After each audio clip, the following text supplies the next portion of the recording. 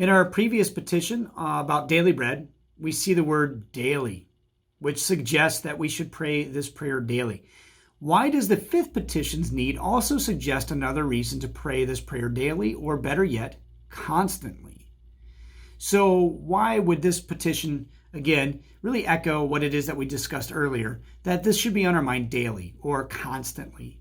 Go ahead and take a moment and discuss that. The nature of this petition, forgive us our trespasses as we forgive those who trespass against us. Why would we say that, wow, this is a daily prayer for sure, if not more, but constantly? As you pause the video and talk about that with your family, I want to read to you a passage from Romans 7:21 through 25 that really underscores the need to constantly have this petition in our hearts and in our minds. So Paul says, "So I find this law at work. Although I want to do good, evil is right there with me.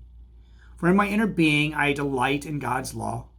But I see another law at work in me, waging war against the law of my mind and making me a prisoner of the law of sin at work within me. What a wretched man I am.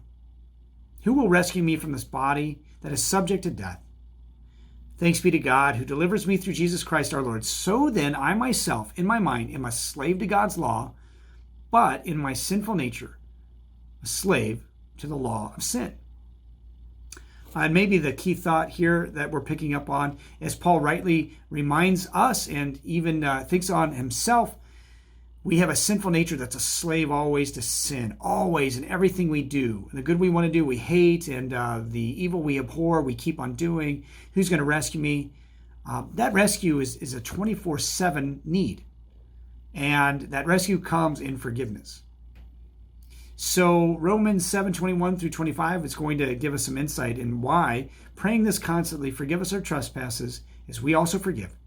Just, it's always something that we should offer up in prayer. As you consider that question, why does the fifth petition's need also suggest another reason to pray daily?